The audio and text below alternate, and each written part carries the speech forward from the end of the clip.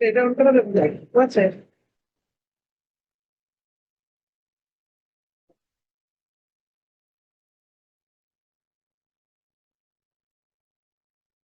Dear participant, you will be able. Can we start? This is the second class, management, fundamental of management. Online, online participants, can you hear me? Yes, ma'am. Hello. G madam, শুনতে পাচ্ছি। Okay. একটু আপনারা response করবেন যারা অনলাইনে আছেন। যদি কোনো ধরনের স্লাইডে যখন দেখবেন, আমি অনেক সময় হয় কি আমি স্লাইড শেয়ার করতে গিয়ে আরেকটার পর একটা চলে আসে। আপনাদের যদি মনে হয় যে আহ মিলছে না স্লাইডের সাথে, তখন একটু বলবেন যে ওটা শো হচ্ছে না, তাহলে আমার কাছে এটা দিচ্ছে হবে আজকে আপনাদের করে নিতে। আর আপনাদের যে মেটেরিয়াল গুলো আপনারা কি পেয়েছেন সবাই? মেটেরিয়াল পান নাই, কেন পান নাই? আপনারা কেউ পান নাই এখানে, অনলাইন অফলাইন? কে পেয়েছেন? আপনারা কেন পান নাই? কেন এক নাই? আপনারা আজকে নতুন কারা ক্লাসে, অফলাইনে? ওকে, বেশি বেশি না। হ্যাঁ, আপনারা আজকে 3 জন বা 4 জন আজকে নিউ কামার, ওকে ফাইন। অনলাইনেও আই থিঙ্ক এরকম কিছু হবে, নিউ কামার আসছে, বাট পার্টিসিপেন্ট অনলাইনে আজকে অনেক কম, হয়তো বা আজকে আমাদের অফিস আওয়ার, সেই কারণে অনেকে এখনো জয়েন করতে পারেনি। কিন্তু গ্রুপে আমি বলে দিয়েছিলাম আপনারাই গ্রুপটা ক্রিয়েট করবেন, যেহেতু আমাকে দিলে প্রবলেম হবে আমি জানি, আমার পক্ষে সম্ভব না সবার কাছে রিচ করে সবাই। হ্যাঁ, এখানে দেওয়া হয়েছে। আমি মেটেরিয়াল গুলা আমি জাস্ট সময় পেয়েছি কালকে, আমি মনে হয় রাত্রে বসে আমি সবগুলা দিয়ে দিয়েছি, কারণ এছাড়া হয়ে থাকে না আমার। যেহেতু আজকে একটু আর্লি আমাকে অফিস লিভ করতে হয়, আমার কাজ গোছানো বা সব মিলে আমি চেষ্টা করি আমার প্রিভিয়াস যে 3 ওয়ার্কিং ডেজ থাকে এটার ভিতরে আমি নিজের কাজগুলো আমি নিজে করে আপনাদের ক্লাসটা যেন অন টাইমে আমি আসতে পারি। That's why I try my best to arrange everything. এটা কোনো আমার কাজে কোনো আমি চলে আসলেও আমার সাবঅর্ডিনেটেরা যেন কাজ করতে কোনো সমস্যা না হয়। আমি কালকে আপনাদেরকে স্লাইড দিয়ে দিয়েছি, কি কি দিয়েছি বলি। যারা পান নাই তারা এই 3টা জিনিস গ্রুপে অ্যাড হয়ে নিয়ে নিবেন, অথবা কিভাবে নিবেন সেটা আপনারা একটু অ্যারেঞ্জ করে নিবেন। স্লাইড গুলো আমি আপনাদের বই দিয়ে দিয়েছি, গ্রিফেনের বই দেওয়ার কথা ছিল, দিয়ে দিয়েছি, স্লাইডটা দিয়ে দিয়েছি, আর একটা হলো সিলেবাসটা দিয়ে দিয়েছি। আপনারা যারা আসে তাদেরকে আপনারাই বলবেন যে চলে আসতে। ঠিক পেয়েছেন? ওকে, আপনারা চেষ্টা করুন আপনাদের যারা আপনাদের সাথে আছে ক্লাসমেট তাদেরকে একটু ওটা রিচ করার মতো কিভাবে করা যায়। আপনাদের গ্রুপ অনেক থাকে, হ্যাঁ। তো আমি জানি না ম্যানেজমেন্টের জন্য কি সেপারেট করেছেন নাকি কমিউনিকেশনের জন্য সেপারেট, না দুটো মিলে একটা করেছেন। যেটাই করেন, আমি দেখেছি fundamental of management and business communication দুটো মিলে একটা গ্রুপ, আমি ওইটা দিয়ে দিয়েছি। হ্যাঁ, আমি ক্লাসের ওই গ্রুপটাতে দিই নাই। কেন দিই নাই? কারণ ক্লাসে সব কিছু আপনাদের কখন ক্লাস হবে এগুলো নিয়ে আপনারা কন্টিনিউয়াস করেসপন্ডেন্স করেন। তাছাড়া অনেকগুলো সাবজেক্ট একসাথে দিলে আপনারা হয়তো বা আপনাদের এটা রিচ করতে প্রবলেম হয়ে যাবে, এই জন্য আমি কমিউনিকেশন আর ম্যানেজমেন্টের যে গ্রুপটা, ওই গ্রুপে আপনাদেরকে শেয়ার করেছি। এখন আপনারা কি মেইলে বা আপনাদের মতো করে আপনারা সেটা অ্যারেঞ্জ করেন। ক্লাসটা আই থিঙ্ক শুরু করি। সব বলেছি যারা নিয়ত আমার ওদেরকে আমি আবারও আজকে নতুন করে ওয়েলকাম জানাচ্ছি আমাদের ICMAB তে, এবং রিকোয়েস্ট করব এখানে যে ঢুকেছেন এবং 100% কনসেন্ট্রেশন দিয়ে পড়ে যেই অবজেক্টিভ নিয়ে আপনারা এখানে এসছেন সেই অবজেক্টিভটা ফুলফিল করেই বের হবে। এর ভিতরে অনেক ধরনের অবস্টাকেল আসবে, অনেক ঝামেলা থাকবে, ডিউরেশনে পরীক্ষায় আপনাদের কারো কম সময় লাগবে, কারো বেশি লাগবে। কার কত সময় লাগলো এটা কোনো ম্যাটারই না। পাস করার পরে এটা কোনো ম্যাটারই করে না। অনেকেই দেখবেন যে পাস একটা সাবজেক্ট নিয়ে 2 ইয়ার্স 3 ইয়ার্স বসে আছে, ওরা যে পাস করছে না বসে আছে, এটা ওদের লেকিং নট দ্যাট। কোনো কারণে ওরা পরীক্ষাটা কনসেন্ট্রেশন দিয়ে দিতে পারছে না, সেই কারণে এই ঝামেলাটা। তো পাশ করার পরে তখন আর মনে হয় না যে আসলে লেট হয়েছে, পাশ করে ফেললাম একবার। ম্যাম আমরা যারা অনলাইনে তারপর আছি প্রশ্ন শুনতে যদি পাচ্ছি না থাকে প্লিজ। আপনারা 2 মিনিট সময় দিলাম, আদারওয়াইজ আমি ক্লাস শুরু করে দিচ্ছি।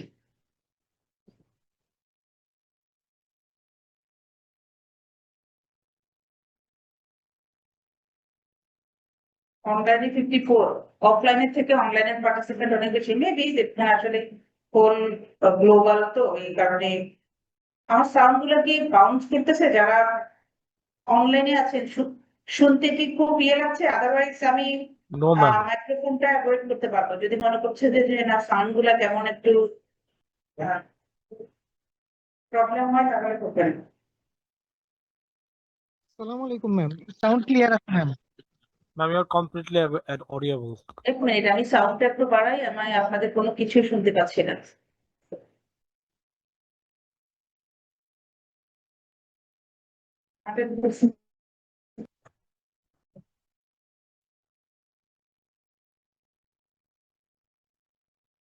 একটা জিনিস, আমি ক্লাসটা শুরু করলাম। কালকে আমি ক্লাসটা আসলে ওভারঅল কিছু আপনাদেরকে আইডিয়া দিয়েছি, আমাদের ম্যানেজমেন্ট নিয়ে, সিলেবাসটা নিয়ে আপনাদের সাথে শেয়ার করেছি। আর খুব রেফারেন্সিংটা বেসিক্যালি এটা ছিল, আর ম্যানেজমেন্ট নিয়ে হয়তো টুকটাক কথা আপনাদের সাথে বলেছি, বই কালেক্ট করতে বললাম। আর বই কি আপনার কাছে রাখবেন, ইটস ডিপেন্ডস অন ইউ। কে কি বলেছে এটা কখনোই মাথায় নিবেন না, আপনি কি পড়ছেন সেটাই। আমার মনে হয় এখানে 2-1 জন আমার পরিচিত মুখ আমি আমার কাছে দেখতে পাচ্ছি একটা ইয়েতে, যাই হোক।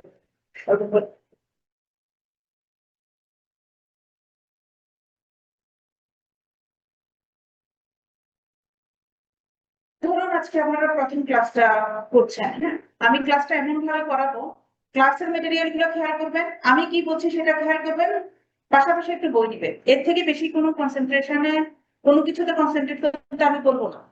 আমি আবারও বলছি, আমি কোন কোন জায়গাগুলো বলছি কি পড়বেন, কোশ্চেনে কি বলছি, পড়ার সময় বলে দিব এটা ইম্পর্টেন্ট, এটা আসছে, এটা কয়েকবার আসছে, এটা কয়বার আসছে, এটা কেমন আসে। এটা কনসেন্ট্রেশন করবেন। বাসায় বসে বসে পড়ে আসলে এখন আর ওইসব সময় নেই, প্রফেশনাল লেভেল এই জিনিসটা খেয়াল করবেন। এখন একদম আপনারা হয়তো 2-1 জন আছেন, ম্যানেজমেন্টের কোনো আপনাদের ধারণা থাকতেই পারে, বাট মেজরিটি আমার কাছে মনে হচ্ছে আপনারা ম্যানেজমেন্টের থেকে ডিটাচ আছেন। তো আজকে আমি একটা কোশ্চেন দেখাবো, শুরু করার আগে আমি একটা কোশ্চেন আপনাদেরকে দেখাবো, যদিও 2026-এ এটা হলো মে কোশ্চেন আমার হাতে আছে, আমি এটাকে স্ক্যান করে আপনাদেরকে দিয়ে দিব, আমার কাছে যা কোশ্চেন আছে। আর আপনারা কিন্তু আইসিএমই লাইব্রেরিতে আছে, সবকিছু আছে, আপনারা লাইব্রেরি ওয়ার্ক করবেন, ওখান থেকে কোশ্চেন গুলো অবশ্যই নিবেন। যে একটু বেশি করে পড়তে চান লাস্ট 10 ইয়ার্স নেন, অথবা 5 ইয়ার্স নিলেও চলবে, কারণ একটা ইয়ারের 3 কোশ্চেন, তো এখানে আপনারা 15 কোশ্চেন সলভ করলেও হয়ে যাবে। কোশ্চেন গুলো মাস্ট, বিশেষ করে আপনাদের ইন্টারমিডিয়েট, আমি শুধু এই সাবজেক্টে বলবো, সব পরীক্ষায় প্রিভিয়াস কোশ্চেনের উপরে যেন 100% দখল থাকে, ঠিক আছে, এটা যেন ভুল না হয়। তো আমরা ম্যানেজমেন্টের তো এখন শুরু করবো, শুরু করার আগে আমি আজকে আপনাদেরকে একটা কোশ্চেন দেখাবো লাস্ট ইয়ারের, যে কোনো একটা কোশ্চেন। আর ক্লাস শেষে বা মাঝামাঝি বা 2-1টা ক্লাসের আগে আবার একই কোশ্চেন বা একটা কোশ্চেন দেখাবো, তখন বুঝবেন এখনের যে ফিলিংসটা আপনাদের কোশ্চেনটা দেখে কি বুঝলেন, বা আপনাদের ফিলিংসটা কি, বা আপনাদের আন্ডারস্ট্যান্ডেবিলিটিটা কি, যে আমাদের এরকম কোশ্চেন, এটা তো আমার কাছে পুরোটাই আননোন। ওকে, আর কিছু ক্লাস করে আমরা এবার অ্যাসেস করব, আমরা আসলে প্রথম দিন যে ক্লাসটা শুরু করেছি সেদিনের থেকে ওই দিন যে কোশ্চেনটা আবার যখন দেখবেন তখন কেমন লাগছে, যে না এগুলো তো সব নোন মনে হচ্ছে, এগুলো তো পারি। কিন্তু আপনাদেরকে কি করতে হবে, একটু নার্সিং করতে হবে, সবকিছুই নার্সিং লাগে, রিভাইজ করা যেটাকে আমরা বলি। তখন এই ডিফারেন্টটা আপনি চেঞ্জ করতে পারবেন, যে কোথায় যেদিন ফার্স্ট ক্লাস আর আমার আসলে প্রোগ্রেসটা কেমন হচ্ছে। হ্যাঁ, এই জিনিসটা আপনাদেরকে সবগুলো সাবজেক্টে করবেন। আমি 2টা ক্লাস 3টা ক্লাস করার পরে আমি কোশ্চেনের সাথে কতটুকু ম্যাচ করতে পারতেছি, কারণ এরকমই একটা কোশ্চেন আপনাকে পরীক্ষা এক্সাম হলে দিবে, তাই না? বেশি তো আর কিছু দিবে না। যদি মনে করছেন যে না, আমার কাছে মনে হচ্ছে I am eligible for string for exam, then I think you can qualify. আপনার কাছে যদি এতটুকু মনে হয় 50 or 60% না আমি কোশ্চেনের সাথে ফাইট করতে পারবো, তাহলে আপনারা মনে করবেন যে না আমি পরীক্ষায় আমার এই সাবজেক্ট নিয়ে আর হয়ে কিছু নাই। এখন ডিপেন্ডস করতেছে আপনাদের উপরে। ফিডব্যাকটা আমাকে ওই ক্লাসে দিবেন যে না ম্যাডাম আমরা ক্লাস করে আমরা বেনিফিটেড এবং আমরা মনে হচ্ছে যে ম্যানেজমেন্ট নিয়ে আর হয় নাই। একটু ট্রিকি, আমি প্রথম বলেছি গত ক্লাসে, আজকেও বলেছি, কমিউনিকেশন থেকে ম্যানেজমেন্টে একটু ট্রিকি কোশ্চেন আসে। একটা কোশ্চেন প্রথমে দেখি আজকে, ঠিক আছে? 25 দেখি না, 26 তো আপনারা ডিসেম্বরে কি আপনারা পরীক্ষা দিতে পারবেন? 6 মান্থ যদি হয়, জানুয়ারি হয়তো বা পারবেন। জানুয়ারিতে আপনাদের এক্সাম হবে এবং আমি আপনাদেরকে রিকোয়েস্ট করবো ওয়েল উইশার হিসাবে সবাই এক্সামের চেষ্টা করবেন। প্রিপারেশনটা ফর্ম ফিল আপ করলে হয়ে যায়। হ্যাঁ, তখন আপনার একটা পিছন থেকে কেউ না কেউ আপনাকে নক করে যে তুমি ফর্ম ফিল আপ করেছো, এক্সাম দিতে হবে, এই এক্সামটাই আপনাকে পড়ার মোটিভেট করবে। এটা কি রেকর্ডিং হচ্ছে? 25 সেপ্টেম্বর আছে, ডিসেম্বর বলতে কিছু নাই, জানুয়ারি 23 রিসেন্ট কোশ্চেন, জানুয়ারি 25 নভেম্বর। যদি আপনারা মনে করেন যে জানুয়ারি এক্সাম কেউ দিতে পারবেন, আপনারা চেষ্টা করুন।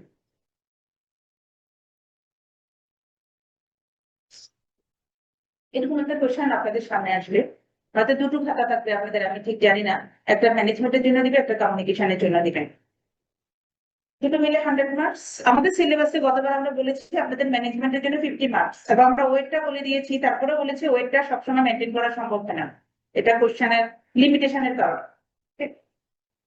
তো আপনাদেরকে কোশ্চেনটা আগেই দেওয়া হবে, খাতার আগে কোশ্চেনটা মনে হয় দেওয়া হবে পড়ার জন্য। 15 মিনিটস রিডিং টাইম থাকে। হ্যাঁ, এখনো আছে, যেহেতু আমি জাস্ট আপনাদের মেন কোশ্চেনটা আমার হাতে হার্ড কপি সফট কপিটা নাই, তাহলে আমি আপনাদের মেন কোশ্চেনটা আপনাদের সাথে আলাদা করতে পারতাম।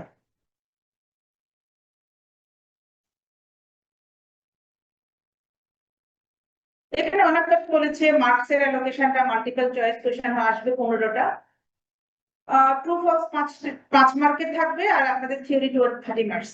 আর এখানে অনেকগুলো কথা লেখা আছে কি কি করবেন কি কি করবেন না, এটা আপনাদের ইয়েতে, আমি আমার টপিকসে চলে যাই। যখন মাল্টিপল চয়েস কোশ্চেন গুলো আসে, দেখেন একটা এক্সাম্পল আপনাদেরকে দিয়ে দিয়েছে কিভাবে করবেন। ঠিক, মানে রিরাইট করার কোনো দরকার নাই, ABCD থাকবে, এই কোশ্চেনের উত্তর কোনটা হবে, এ হলে এই লিখবেন, শুধুমাত্র আনসার এ, আনসার সি। আবার ওটাকে রিরাইট করার কোনো দরকার নাই, কারণ সি হলে রিরাইট অলরেডি আছে, আপনাদের সময় কনজিউম করার যেন আপনারা বেশি কনজিউম না করেন, এই কারণে আমরা এই টিপসগুলো নিয়েছি, সুতরাং অ্যাভয়েড করবেন। আমি বারবার একই কথা বারবারই বলবো, unnecessary access writing is bad for professional letter. দেখেন আমাদের মনে হচ্ছে একটা কোয়ালিটি নিয়ে কোশ্চেন আসছে কাস্টমারের, এটাকে আমরা কোন ধরনের কোয়ালিটি বলবো। তো এটা যখন আপনারা পড়া শেষ করবেন তখনই বলবেন যে হ্যাঁ এটা ওই চ্যাপ্টার থেকে আসছে। কোয়ালিটি টেস্ট ডেফিনেটলি আমরা যখন কন্ট্রোলিং করব, তখন আমরা মনিটরিং করবো যে আপনার অ্যাজ ইট ইজ প্ল্যান অনুযায়ী যে কোয়ালিটি, এরকম মনে হচ্ছে। বেসিক ফাংশন, ওকে। নাম্বার 2 MCQ, নাম্বার 2 রোমান 2, যেটা যারা অনলাইনে তারাও আশা করছি দেখতে পাচ্ছেন। ওকে, আমি করি জুমের ইয়েটা করি, আচ্ছা করে নিচে তো পাচ্ছি না, এটা না ওইটা।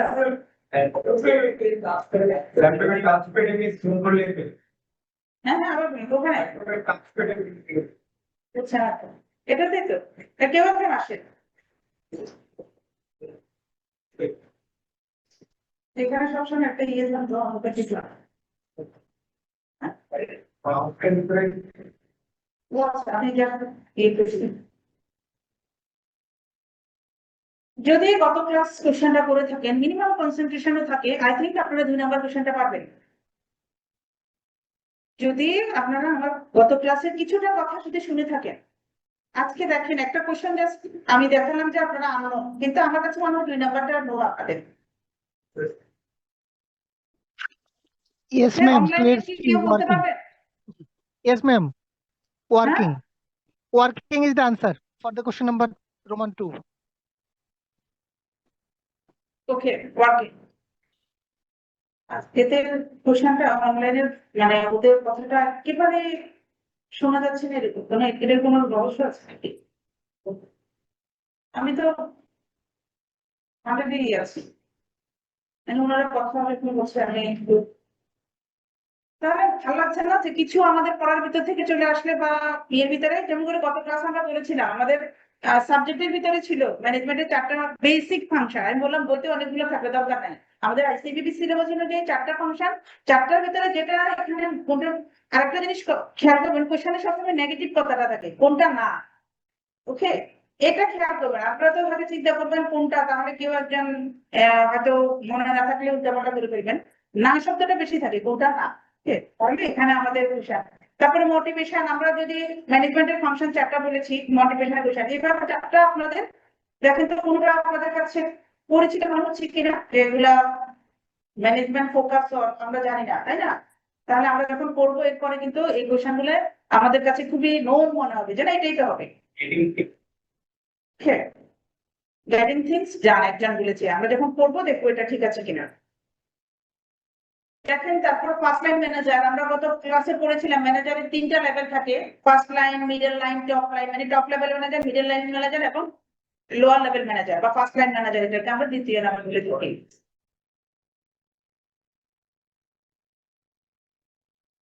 আচ্ছা, এখানে রেকর্ড করতে চাচ্ছেন, আমি কি আপলোড দিলে চলে যাবে, আসবে? এটাই তো রেকর্ড করতে চাচ্ছে, একটুখানি আমাকে সরি।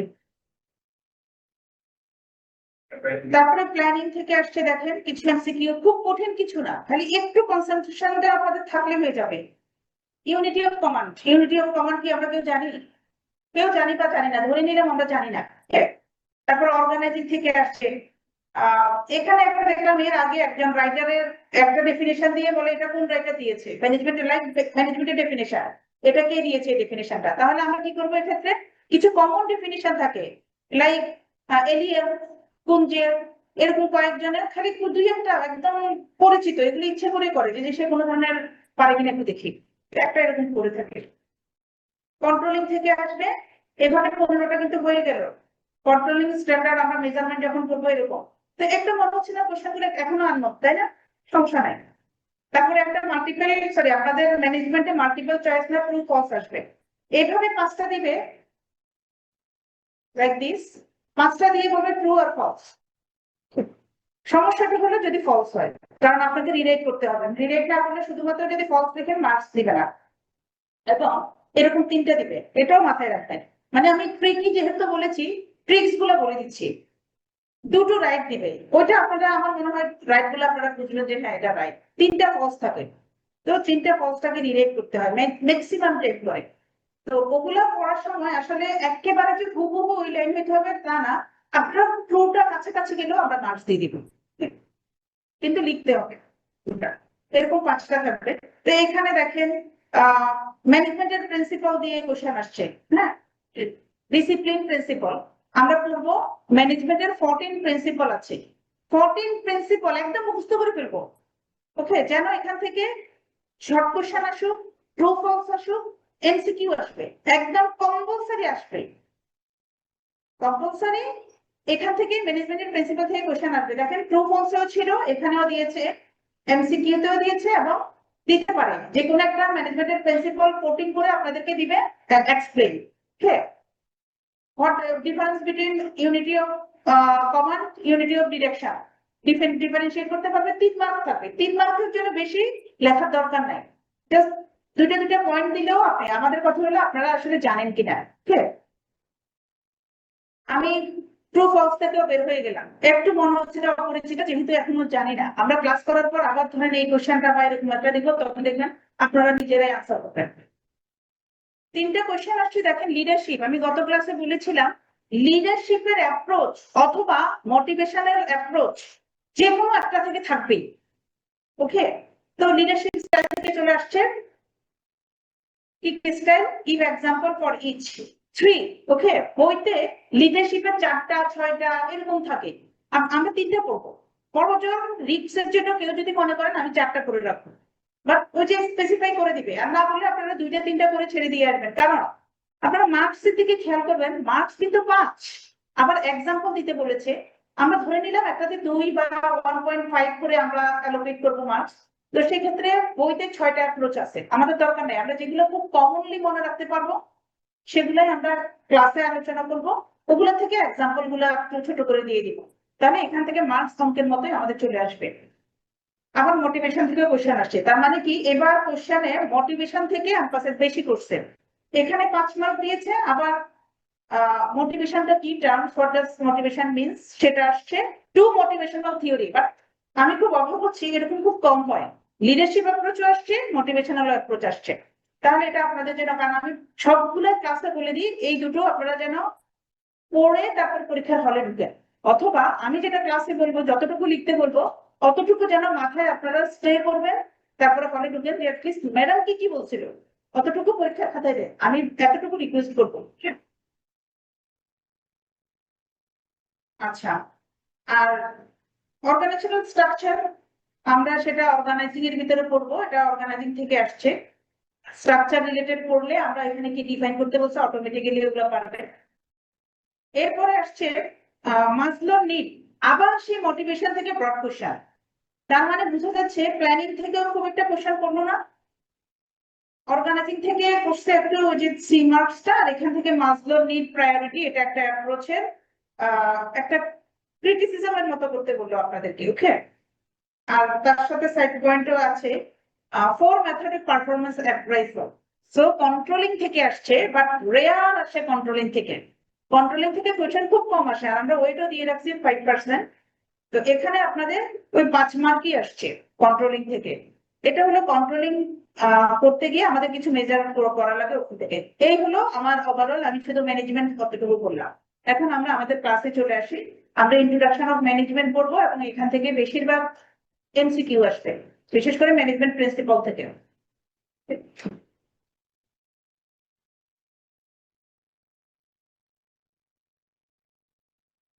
Introduction of management.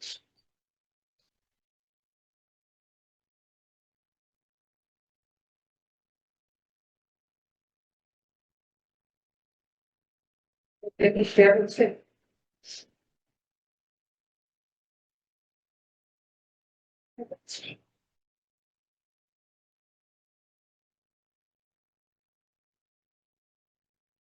এগুলো অলরেডি পড়ে ফেলেছি আমরা, প্রেপারেশন এর দরকার নেই শুধু শুধু সময় নষ্ট করে। অ্যাকচুয়ালি ম্যানেজমেন্টটা কি আমরা গত ক্লাসে একটা বলেছি, মনে রাখার উপায় হলো ম্যানেজমেন্ট। বোর্ডে আসলে আমি যদি লিখতে যাই, আপনাদের যারা অনলাইনে আছে তাদের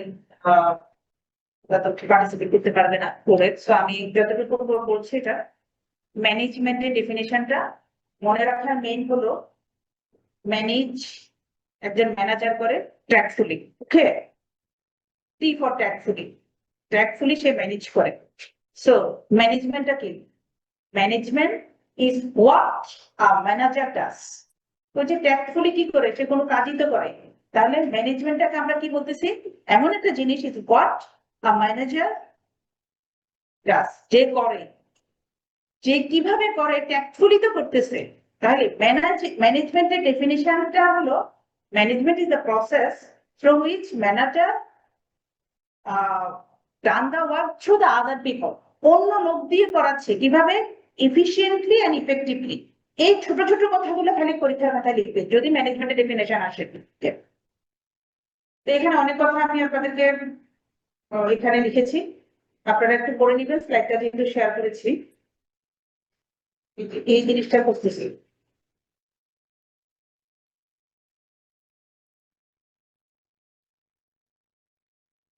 ক্লিয়ার হয়েছে তাই?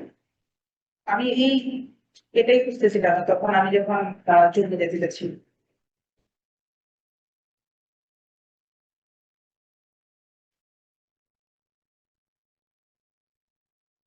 এখানে একজন রাইটারের ডেফিনিশন আমি দিয়েছি, আপনারা যদি চান এমনি পড়ার জন্য, যে হেনরি ফেয়ারের ডেফিনিশনটা একটু দিয়েছি। এটা উনি বলেছে to manage is to forecast and plan, to organise, to command and to coordinate and control. মানে ম্যানেজারের যে ফাংশন গুলো আছে ওইটাকে উনি ডিফাইন করেছে। এলিয়েন কিন্তু একদম ছোট্ট একটা ডেফিনেশন দিয়েছে, সেটা হলো management is was a manager does, যেটা আমি বলেছি। তাহলে উনি ম্যানেজারকে কি করে সেটাকে ডিফাইন করেছে। আর ফেয়ারেরটা শুধু মনে রাখবেন, সে ম্যানেজমেন্টের যে ফাংশন গুলো আছে সবগুলোকে সে এক্সপ্লেন করেছে। টু ফোরকাস্ট অ্যান্ড প্ল্যান মানে প্ল্যানিং, তারপরে বলেছে to organising, to command that mean leading, command করা মানে কি কাউকে লিড করাই তো, তাই না?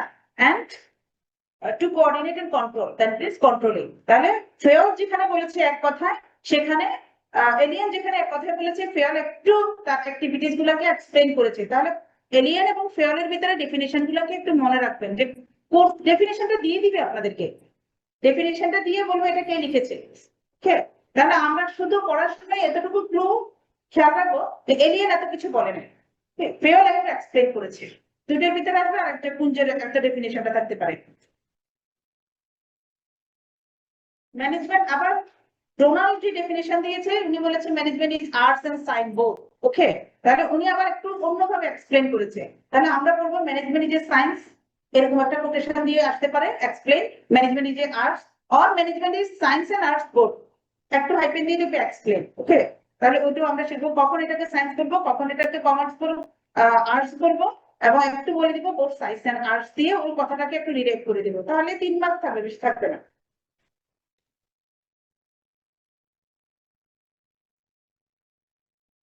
অলরেডি একটা স্লাইডটা আসলো না কেন,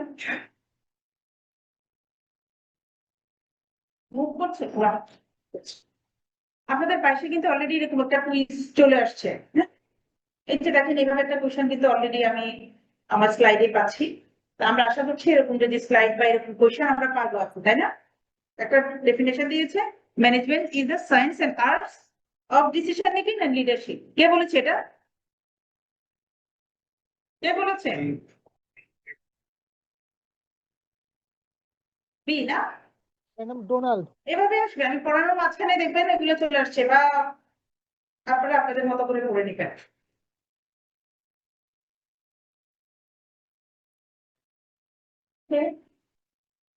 ডেফিনিশন অফ ম্যানেজমেন্ট আমার মনে হয় পড়ানোর আর দরকার নাই, আপনারা বাকিটা একটু এটাকে অ্যানালাইজ করবেন। মানে ওই একই কথা বলা, ম্যানেজমেন্টের ডেফিনেশন হলো কি, ম্যানেজমেন্ট কি জন্য কাজ করে, what is the objective of management, what is the objective of management. সোজা কথা, আপনারা এখানে সিএমএ তে কেন ভর্তি হয়েছেন? What is the objective? আমাদের একটা গোল আছে, গোলটা অ্যাটেন্ড করার জন্য, তাই না? সিম্পল, ম্যানেজমেন্টের একটা গোল আছে, to attend the goal. Okay, that is the main objective of management, to attend the organizational goal. এটা হলো আপনাদের goal, to become a CMA. ম্যানেজমেন্টের গোল হলো to achieve the organizational goal, কারণ আমরা অর্গানাইজেশনের বাইরে কি কিছু করতে পারি? ম্যানেজমেন্ট সবকিছু আসলে, যদিও বলি আমরা সোশ্যাল ম্যানেজমেন্টের, যখন আমরা ডোমেইনটা ফাংশন বা এরিয়াটা আমরা করব, তখন দেখবেন সে সোশ্যাল অ্যাক্টিভিটিস করতেছে, হিউম্যান বিং এর জন্য করছে, অর্গানাইজেশনাল অ্যাক্টিভিটিস করছে। বাট যেটাই করুক না কেন, তার মেইন অবজেক্টিভ হলো তার যে অর্গানাইজেশন, সে অর্গানাইজেশনের গোলটা অ্যাচিভ করা। This is the main function nature of management. আচ্ছা, আপনারা আরেকটা কমনলি কথা বলি, আপনাদের অনেকগুলো সাবজেক্ট আছে, লাইক ইকোনমিক্স, আপনারা এখন ম্যানেজমেন্ট পড়বেন, কমিউনিকেশন পড়বেন, পরে আবার যখন যাবেন ল পড়বেন, ট্যাক্স পড়বেন, আদার সাবজেক্ট গুলো থাকবে, ফাইন্যান্স পড়বেন।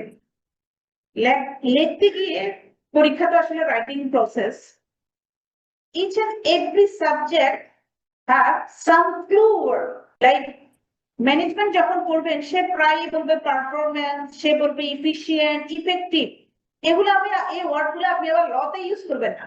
ওকে, কমিউনিকেশনে ইউজ করতে পারেন কিছুটা, ম্যানেজমেন্টের সাথে কমিউনিকেশনের কিছু লিঙ্ক আছে। আবার ট্যাক্সে যখন করবেন, যখন ট্যাক্সের ভাষায় লিখতে হয়, কিছু কি ওয়ার্ড আছে, notwithstanding in any other provision of the law, এভাবে করে আমাদের কিছু কথা লিখতে হয়। মানে কোন সাবজেক্টের কি কি ওয়ার্ড পড়তে গেলেই বুঝবে যে এই ওয়ার্ডটা এই সাবজেক্টে খুব বেশি ফ্রিকুয়েন্টলি ইউজ হচ্ছে, মানে ওগুলো ইউজ করার চেষ্টা করবেন। হ্যাঁ, পরীক্ষার খাতায় যে সাবজেক্ট ওই রিলেটেড ওয়ার্ড গুলো ইউজ করবেন। অব্লিগেশন, এগুলো ল টাইপের এর ভিতরে থাকে। আবার যখন কমিউনিকেশন লিখতে যাবেন, আমরা সাধারণত রিপ্লাই ওয়ার্ড গুলো ইউজ করবো, কমিউনিকেশন, ইফেক্টিভ কমিউনিকেশন, রিপ্লাই, এগুলো ওয়ার্ড গুলো ইউজ করবো। তাহলে পড়তে গেলে দেখবেন আমরা প্রায় ইফিশিয়েন্ট এবং ইফেক্টিভ এই ওয়ার্ড গুলো ইউজ করবো। So These are some basic words which you can use your examination materials. Okay, exam material এগুলো use করবেন। পারফরমেন্স, তো ম্যানেজমেন্টের যখন ম্যানেজারকে আমরা ইভ্যালুয়েট করতে যাই, first line manager, second line, আমরা তখন বা নন ম্যানেজারিয়াল লেভেল ওয়ার্কারদের, তখন আমরা চিন্তা করি যে তার পারফরমেন্সটা ইভ্যালুয়েশন করতে হবে, আউটপুট কি হচ্ছে। So ability to attain the goal, পারফরমেন্সের ডেফিনিশনটা কি বলছে? the organizational ability to attain its goal by using the resource in efficient and effective way. So there are two main important words, efficient and effective. তা আপনাদেরকে কি করবে, efficient এর একটা definition আছে, effectiveness এর একটা ডেফিনিশন আছে। কেউ কি একটু ক্লাসিফাই, আমি তো এখানে দিয়ে দিয়েছি, কারো কি কোনো ধারণা আছে ইফেক্টিভ কি আর ইফিশিয়েন্সি কি? ইফেক্টিভ আর ইফিশিয়েন্ট বলে,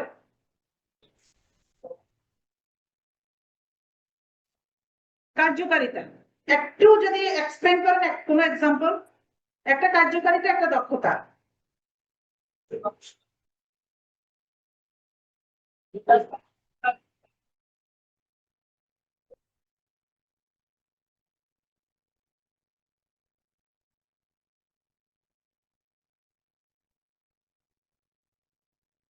কার্যকারিতা হলো না, আরো কেউ কাছাকাছি বলতে পারবে?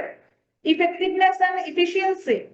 একটা মানুষকে আমরা বলি সে খুব, সাধারণত বলে থাকি সে খুব ইফিশিয়েন্ট ওয়ার্কার, এমপ্লয়ি ওয়ার্কার বা যেটা বলে, আবার বলে যে না খুব ইফেক্টিভ।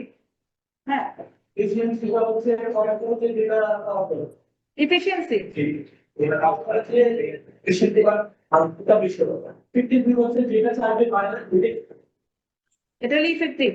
ইফেক্টিভনেস থেকে আচ্ছা যে উৎপাদন চাবে সেইটাই আমার আপনি বলেন। এটা হচ্ছে সেটাই তো এর আগে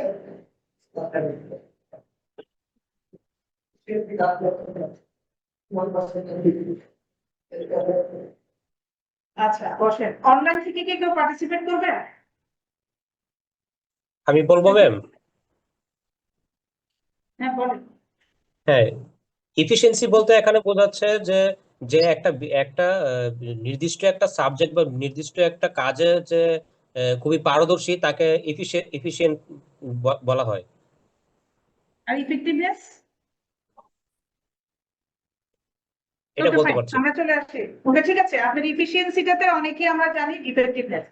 আমি আপনাদের মনে রাখার জন্য বা কনফিউজ না হওয়ার জন্য দুটো কিওয়ার্ড এখানে ইউজ করেছি। ওকে, সোজা একটা হলো ডু দ্য থিংস রাইটলি। সবাই তো কাজ করবো, আমরা সবাই কাজ করবো, কেউ আছে একটা ফাঁকিবাজ টাইপের কাজ করতে চায় না বা সেটা, বাট কেউ আছে কাজ করে ভালোই করে, সবাই ভালো কাজ করে। এই ভালো কাজের ভিতরে যে কাজটা করে সে রাইটলি করে।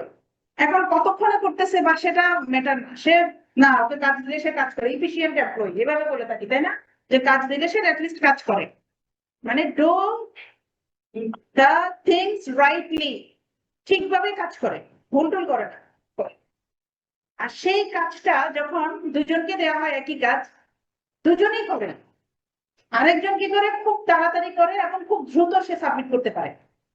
কিভাবে সে করে? ডু দ্য রাইট থিং, মানে যেভাবে করা সে সেভাবেই করে। যে ধরুন আর একটু ক্লিয়ার করি এক্সাম্পল, আমি এখান থেকে ফার্মগেট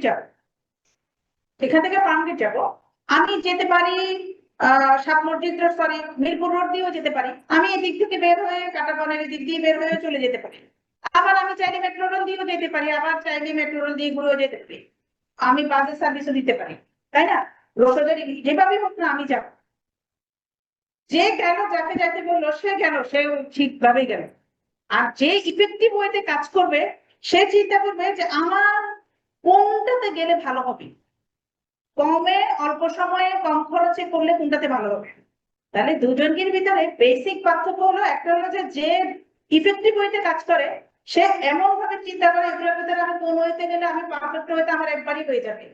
আর যে ইফিশিয়েন্টলি কাজ করে সেও করে ভালো, কিন্তু সে আবার একটু এটাতে করে না, এটাতে মনে হচ্ছে না, আমি ওটাতে করি, একটু ফার্দার সে ইয়ে করে না। যে সো আমরা যেটা করবো সেটা ইফেক্টিভ ওয়েতে করবো, যে এটাই হোক, সোজা কথা, নো কনফিউশন। ওকে, পরীক্ষায় আমরা ইফেক্টিভ ওয়েতে পড়ার মেথডটাও হবে ইফেক্টিভ। তো বইতে অনেক কিছুই লেখা আছে, আমি যখন বইটা ওপেন করবো তখন আবার একটু এগুলাকে ইয়ে করবো, কারণ আমি পাশাপাশি একবার এই স্লাইডে যাই একবার বইয়ে যাই, তখন আপনারা আবার ইয়ে হয়ে যান। ওকে, পারফরমেন্স তো আমরা বললাম, সে আসলে কতটুকু অর্গানাইজেশনের যে জিনিসটা আমি কিভাবে অ্যাচিভ করেছি, অ্যাটেন্ড করেছি ইফেক্টিভ এবং এফিশিয়েন্ট ওয়েতে যেটা করে থাকি সেটাকে আমরা বলি পারফরমেন্স। তো পারফরমেন্স ইভ্যালুয়েশন করতে গেলে আমাদেরকে ইফেক্টিভ এবং এফিশিয়েন্সিটা দেখতে হয়, that degree to which goal are achieve, আমি আলটিমেট গোলটা অ্যাচিভ হয়েছে কিনা এটা কোন ডিগ্রি বলতে আমার মাত্রাটা বোঝায় আর কি, ওটাকে আমরা বলছি effectiveness, doing the right thing. Okay, and ইফেক্টিভনেসটাকে আমরা অ্যাচিভমেন্ট অফ দ্য অবজেক্টিভ, যেটা সেটা অ্যাচিভ করাটাকে বলছি। আর ইফিশিয়েন্ট হলো যে স্টেপ বাই স্টেপ সে কাজ করতেছে আস্তে আস্তে তার দক্ষতাকে বাড়াচ্ছে।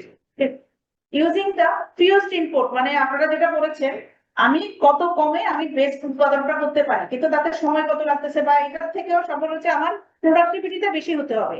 তাহলে ইনপুট আউটপুটের যে রেশিওটা আপনাদের একটা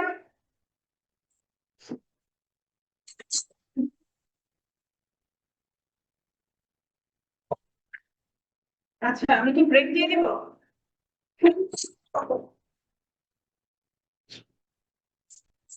সাতটার আগে আসি, কতটা আসবো বলেন, আপনারা যে টাইমে বলবেন আমি ওই টাইমে আসবো। কত মিনিটের ব্রেক? ম্যাম আজান দিলে ব্রেক দেন ম্যাম, যেন নামাজটা পড়তে পারি। অনলাইন যারা আছেন আজান দিচ্ছে, আমরা 15 মিনিটের ব্রেক নিচ্ছি, এর ভিতরে আমরা যার কাজটা শেষ করে নামাজ রোজ সব শেষ করবো। কোশ্চেন ছিল তো আমরা লাস্ট ক্লাসে ইকোনমিক অ্যানালিসিস ম্যাম ওটা আমাদের কোশ্চেন প্যাটার্ন দেখেছিল, যেখানে উনি প্রেজেন্টেড লাইক অ্যাটেন্ডেন্স, তারপর হচ্ছে কুইজ, দেন প্রেজেন্টেশন, মিড টার্ম, লাইক টাইপের। তো আমাদের প্রত্যেকটা ডিভিশন ডিফারেন্ট এটা সাবজেক্ট, কোশ্চেন হ্যাঁ এই যে আমি ওই যে ইয়ে দিতে অ্যাটেন্ডেন্স খাতাটা কোথায় একটু আন তো।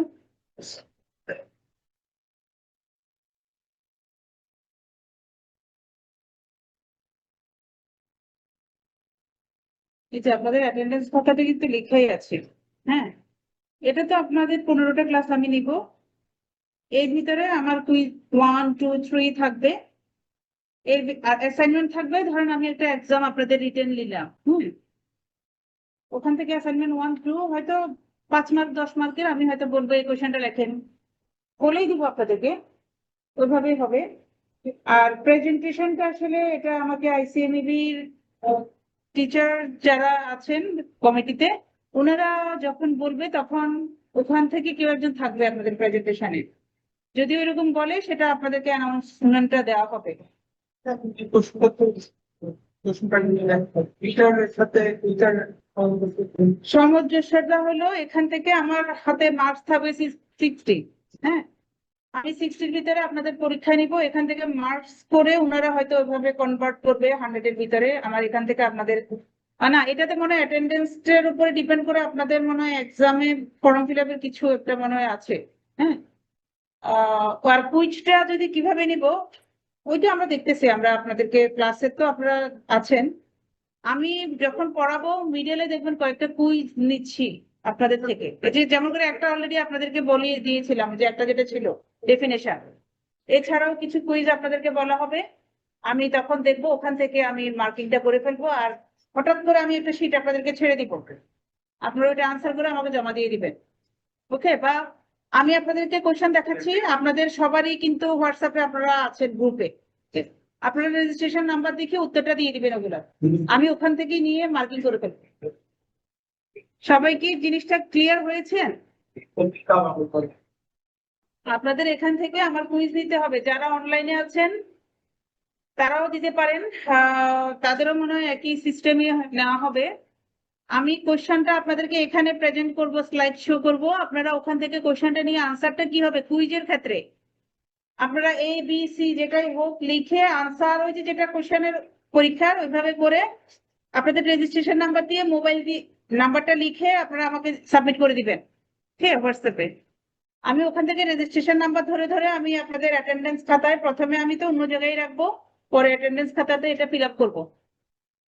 আর অ্যাসাইনমেন্টের ক্ষেত্রে আমি একটা তো মিনিমাম নিতে হয়, যদি সুযোগ পাই আমি 2টা নিব। সেটা হলো আমরা যে কোশ্চেন গুলো নিচ্ছি অথবা প্রিভিয়াস ইয়ারের কোশ্চেনের 10 মার্ক করে আপনাদের কিছু কোশ্চেন লিখতে দিব, ওইটাই আপনাদের অ্যাসাইনমেন্ট। ওকে, আর প্রেজেন্টেশনটা এটা কমিটির উপর ডিপেন্ড করতেছে, আমাদের এক্সাম কমিটি ওনারা কিভাবে সেটা করবে। আমাকে যদি বলে ডেট দিতে, আমি ওনাদেরকে বলে রাখবো যখন ডেট দিবে হবে, আমার ক্লাসের ভিতরে হোক বা পরে নিলে পরে হবে, এটা ওনাদের উপর ডিপেন্ড করবে। সো অ্যাসাইনমেন্টটা আমার হাতে নাই, বাট বাকি যে মার্কস ওইটা আমার হাতে।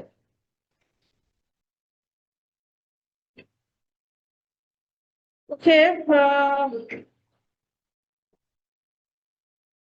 এখানে অনেকে চ্যাট বক্সে আছেন, আপনারা একটু দেখেন, কেউ যদি আমরা কোঅপারেট করতে পারি, যারা জানতে চাচ্ছে একটু করে নিয়েন। আমার আসলে ক্লাসের মাঝখানে চ্যাট বক্স যদি আমি দেখতে যাই আমার দেরি, একটু লেট হবে। ওকে, আমরা আবার ক্লাসে চলে আসতেছি।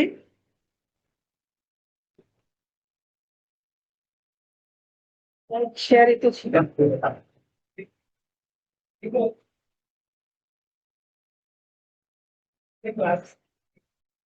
আমি ছোট ছোট করে জাস্ট আপনাদেরকে কি জিনিসগুলো বুঝিয়ে যাচ্ছি, আপনারা ইন ডিটেলসটা বই থেকে পড়বেন। আমি গ্রিফেনের বইটা আপনাদের সাথে শেয়ার করেছি।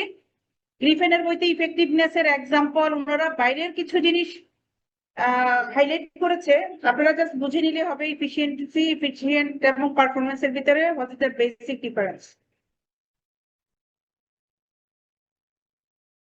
নেক্সট হলো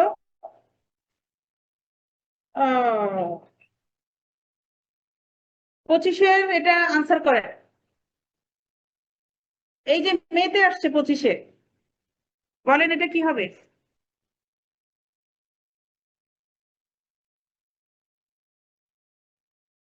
ট্রু না ফলস?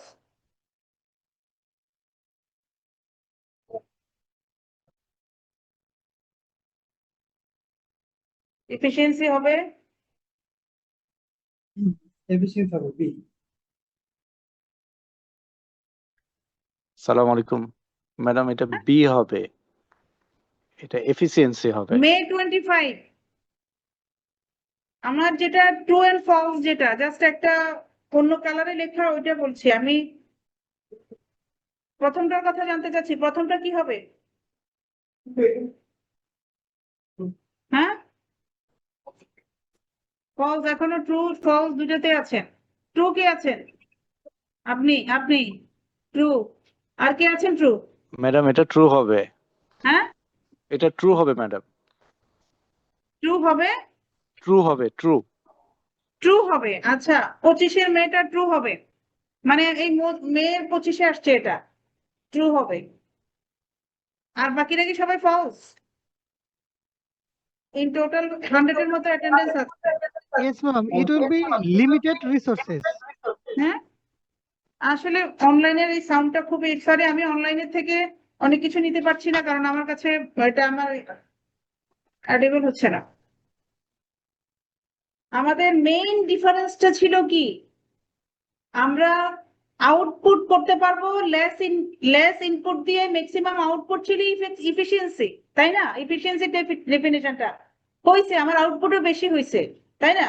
মানে এফিসিয়েন্টলি সে কাজ তো করছে, আউটপুট বেশি ছিল। আমরা তো এটাই চাই। আমাদের ম্যানেজারের কাজ কি? আমাদের কম খরচে বেশি লাভ, যেটা বলি এটাই মাথায় রাখেন। আমার input, what is the formula of productivity? প্রোডাক্টিভিটির সূত্রটা হলো আউটপুট ডিভাইডেড বাই ইনপুট। উপরে থাকবে আউটপুট, নিচে থাকবে ইনপুট। ফর এক্সাম্পল, ওকে, আমি 5 ইউনিট প্রোডাকশন আমি ইনপুট দিছি, আমার প্রোডাকশন হয়েছে 10, তাহলে প্রোডাক্টিভিটি কত? প্রোডাক্টিভিটি রেশিও কত? 2। 5 ইউনিট দিয়ে 10 ইউনিট আউটপুট হচ্ছে, তাই না? আবার আরেকজনে কি করতেছে, 2 ইউনিটস মেটেরিয়াল তার প্রোডাকশনে খাটাই, সে 10 ইউনিটস প্রোডাকশন করছে, তার আসছে মানে 10 টাকা। প্রোডাক্টিভিটি কি টাকা দিয়ে তো মেজার করি, নট ইউনিট। 2 টাকা সে ইনপুট দিছে মেটেরিয়াল, তার প্রোডাক্টিভিটি হচ্ছে 10, তাহলে রেশিওটা কত আসলো? আউটপুট হলো 10, তাহলে প্রোডাক্টিভিটি কত? কোনটা ভালো? ডেফিনেটলি ভালো। একজন ম্যানেজারের কাজ হলো লেস ইনপুট ম্যাক্সিমাম আউটপুট, অথবা অ্যাভেলেবেল বা অ্যাকসেপ্টেবল আউটপুট যেটা থাকবে মিনিমাম ইনপুট। আবারও বলছি, প্রোডাক্টিভিটির ডেফিনেশন দুই ভাবে দেওয়া যায়। একটা হলো maximum output with the required input, মানে যতটুকু দেয়া, যতটুকু ইনপুট দিচ্ছি অতটুকু দিয়ে ম্যাক্সিমাম আউটপুট করা, এটা হলো মোস্ট প্রোডাক্টিভিটির ইয়ে। অথবা available output with the minimum input. তাহলে এগুলোকে ডিফাইন করি এফিসিয়েন্সি দিয়ে। সোজা কথা, এফিসিয়েন্সির ডেফিনেশনটাই তো আমরা এখানে এর আগের স্লাইডে পড়েছি। তাহলে আমরা কেন ট্রু ফলসে ভুল করতেছি? Degree to which goals are achieve, আমার গোল অ্যাচিভ হচ্ছে কিনা, আমার প্রোডাক্টিভিটি প্রফিট হচ্ছে কিনা, এটাই তো। যদি আমার আউটপুট ইনপুটের টাকাটা সমান থাকে, that is break even point, আমার কোনো লাভ লস নাই। ওকে, আবার যদি আমার আউটপুট যদি কম হয়, টাকা আমি অনেক 100 টাকার মাল প্রোডাকশন করছি, বাট আমার আউটপুট নষ্ট হয়ে মাত্র 80 টাকা, আমার কি লাভ হলো, লস হইলো?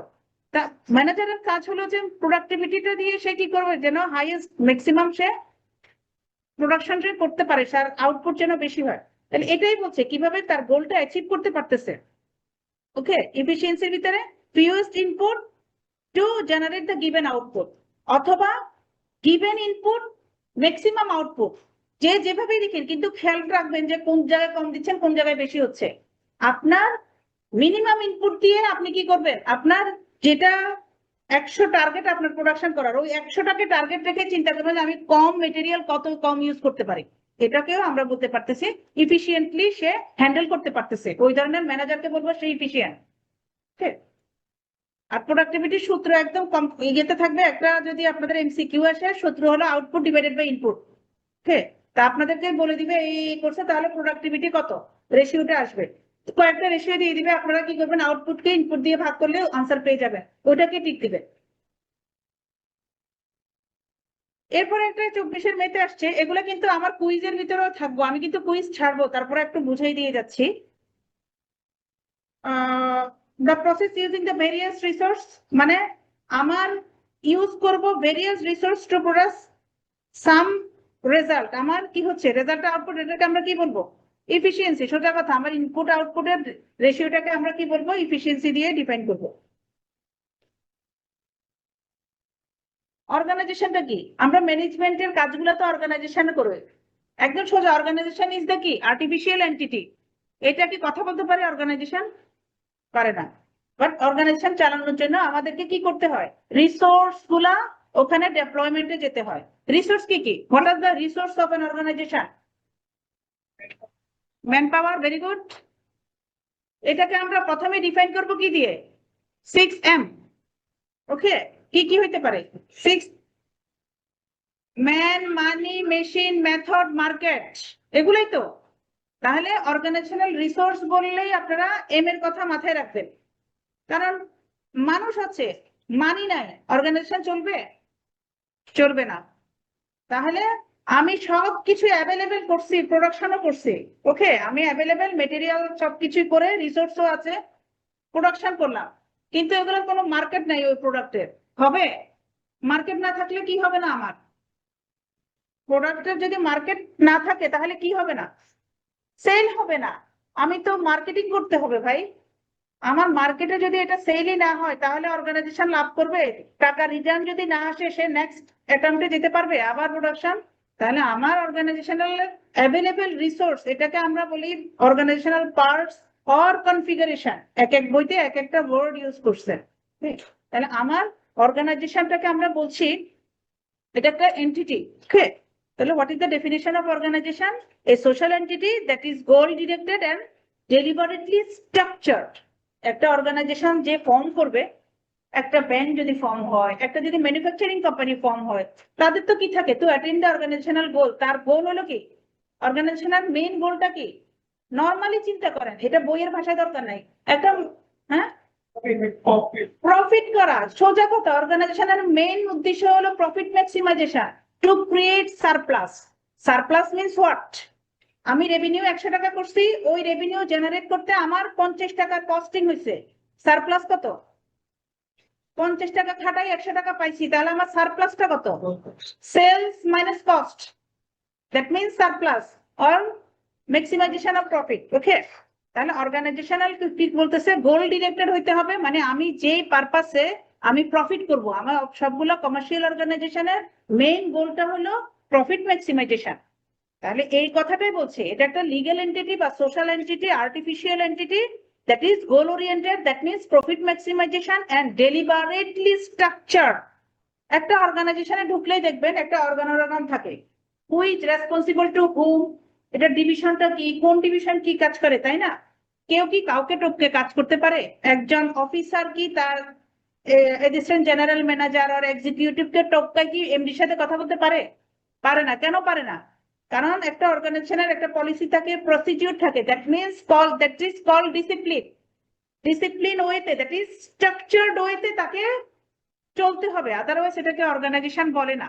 বাট আপনারা যখন অ্যাকাউন্টিং করতে যাবেন, অ্যাকাউন্টিং এর ডেফিনেশনটাকেও আমরা সেভাবে বলতে পারবো। একটা অ্যাকাউন্টিং এর অর্গানাইজেশন হইতে হলে তাকে অ্যাকাউন্টিং এর রুলস, প্রিন্সিপাল, কনসেপ্ট, ওকে, যেটাকে আমরা গ্যাপ বলি, ওটা ফলো করে কিন্তু অর্গানাইজেশন ফর্ম করতে হবে, না হলে এটাকে আমরা অর্গানাইজেশন বলবো না। ওই যে রাস্তার দোকান, রাস্তার পাশে যে মুদির দোকানদার, এরা কিছু মানে না, কোনো organisational rule, policy, procedure, standard কিছুই মেনটেন করে না। সো একটা অর্গানাইজেশন যদি অ্যাকাউন্টিং এর ভাষায় যেই ভাষায় বলেন না কেন, সে যদি অর্গানাইজেশন হইতে হয় তাকে কিছু রুলস, রেগুলেশন, প্রসিডিওর, তাকে ডিসিপ্লিন মেনটেন করতে হয়। অর্গানাইজেশনাল, এটাকে আমরা বলি এক কথায় ম্যানেজমেন্টের ভাষায় এটাকে বলি আমরা ডিসিপ্লিন। ওকে, আমরা সিনিয়রদেরকে এক্সপেক্ট করতে হবে, সিনসিয়ারিটি আমাদের ভিতরে থাকতে হবে, রুলস, পলিসি মেনটেন করতে হবে। লাইক আমাদের অফিস আওয়ার সাধারণত বাংলাদেশে 10টায়, তাই না? আমরা 10টার পরে কি যেতে পারি? 2-3 দিন যান, তারপরে আপনাকে শোকজ লেটার দিবে যে আপনারা এখানে কাজ করতে হবে না। আমরা চেষ্টা করি উইথিন দ্য টাইম আমরা অর্গানাইজেশনে যেন ঢুকতে পারি, এবং টাইমটা কমপ্লিট হওয়ার পরে কিন্তু বের হই, তার আগে বের হওয়া কোনোভাবে সম্ভব না। দ্যাট মিনস কি, এটা একটা স্ট্রাকচার্ড ওয়েতে চলে, আমাকে সেগুলোকে ফলো করতে হবে। তাহলে অর্গানাইজেশনের ডেফিনেশনটাকে আমরা পড়া লাগবে। That is artificial entity which deliberate manner, deliberate structured ওয়েতে চলতেছে এবং কি করতেছে, তার অ্যাটেইন দ্য অর্গানাইজেশনাল গোল। দুটো কথা বলছে খালি, এটা লিখে দিলেই চলবে অর্গানাইজেশনাল ডেফিনিশন। এখন আবার একটু ডেসক্রাইব করেছে, group of people working together in a structured and coordinated fashion to achieve the set of goal. ওই কথাটাকে জাস্ট এক্সপান্ড করেছে। তাহলে অর্গানাইজেশনের যদি ক্যারেক্টারিস্টিক থাকে, সেখানে কি করতে হবে, একটা পারপাস থাকবে, একটা স্ট্রাকচার্ড ওয়ে থাকবে, দুটো জিনিস। আর একটা কি বলছে, আর দুটোর ভিতরে একটা কম্বিনেশন থাকতে হবে, কম্পোজিশন, মানে কি দুটোর ভিতরে একটা অ্যাডজাস্টমেন্ট থাকতে হবে। এইটা হলে অর্গানাইজেশন নিয়ে আর বেশি কিছু পড়া লাগবে না। এখন অর্গানাইজেশন নিয়ে যে কোনো কোশ্চেন আসলে আপনারা এই ওয়ার্ড গুলাকে লিখে এটারে ওইভাবে আনসার করবেন। যেটাই আসুক, অর্গানাইজেশনের নেচারটা কি, ফিচার্স আসুক, ডেফিনেশন আসুক। নেচার, এটা একটা স্ট্রাকচার হইতে চলে, ডিসিপ্লিন মেনটেন করে, রুলস, প্রসিডিউর আছে, ওকে, এগুলো তো তাহলে ফিচার্স আমরা ডেফিনেশন থেকে পিক করতে পারবো। অর্গানাইজেশনের এরিয়া গুলো পড়া লাগবে না, এট এ গ্ল্যান্স আপনারা বাসায় পড়ে নিবেন। সে কি কি কাজ করে, সে মার্কেটিং এর কাজ করে, এইচআর এর কাজ করে, অ্যাকাউন্টস এর কাজ করে, ফাইন্যান্সের কাজ করে, সোশ্যাল কাজ করে, তাই না? কিছু রেগুলেটরি বডির জন্য কাজ করে থাকে, প্রফিট ম্যাক্সিমাইজেশনের জন্য যা যা করে থাকে, all sub domain of the management organisation. এবার আসলাম আমি স্ট্র্যাটেজি গত ক্লাসে বলেছিলাম সবসময় কি হবে, এটা ফিউচার মানে লং টার্ম হবে, স্ট্র্যাটেজিটা হবে লং টার্ম। একটা অর্গানাইজেশন যখন সে কি চিন্তা করে আমি এই বছর রান করে পরের বছর আর কিছু করব না, তাহলে এটাকে আমরা অর্গানাইজেশন বলবো না, সোজা কথা। একটা অর্গানাইজেশন হতে হলে সেটা আনফরসিনেবল ফিউচার, এটার কোনো জীবন দশা, এটা শেষ নাই, এটা চলতেই থাকবে, কন্টিনিউয়াস চলবে, এটা একটা থাকবে। তাহলে একটা স্ট্র্যাটেজি হলো আসলে, এই কারণে আমরা স্ট্র্যাটেজি বলছি, আমরা যে প্ল্যানই নিব না কেন সেটা লং টার্ম হইতে হবে, ফিউচার ওরিয়েন্টেড। তো ডেফিনিশনটা দেখেন একদম সিম্পল হইতে বলেছে, accomplishment plan for comprehensive plan for accomplishing the organizational goal. Organizational গোলটা অ্যাচিভ করার জন্য, গোল অ্যাচিভ করতে হলে কি, দ্যাট ইজ গোলটাকে আমরা কি বলেছিলাম, অর্গানাইজেশনের বড় গোল, ওভারঅল গোল। ওভারঅল গোল হলো কি, মিশন। আর এটা অ্যাটেন্ড করতে গিয়ে ছোট ছোট ছোট ছোট আমরা মিশন নিয়ে থাকি, এগুলো হলো ছোট ছোট গোল। এই গোলেও আমরা অনেক ধরনের ডেফিনেশন পাবো, কোনটা কোন ধরনের গোল। তো জাস্ট স্ট্র্যাটেজিটা, ডেফিনেশনটা মুখস্থ করবেন। What is the strategy, what does strategy means, এটা আপনারা একটু কি ওয়ার্ড গুলো একটু লিখবেন। যেমন করে এখানে কি বলছে, strategy is the direction, and scope of an organization. অবশ্যই ডিরেকশন, আমি ডিরেকশন না দিলে তো যেতে পারবো না। এর জন্য বলেছে এটা একটা direction and scope of an organisation over the long term. তাহলে আমার লং টার্ম ওয়ার্ডটা ইউজ করতে হবে, না হলে তো আমার একটা স্ট্র্যাটেজি ডেফিনেশনের একটা ক্যারেক্টারিস্টিক হারাচ্ছে। কারণ আমার স্ট্র্যাটেজির ক্যারেক্টারিস্টিকের ভিতরে প্রথমেই ছিল এটা long term future oriented. and which achieve advantage of organizational advantage মানে কি? অ্যাডভান্টেজ মানে কি? সুবিধা, প্রফিট ম্যাক্সিমাইজেশন, এটাই তো তার একটা বিশাল অ্যাডভান্টেজ।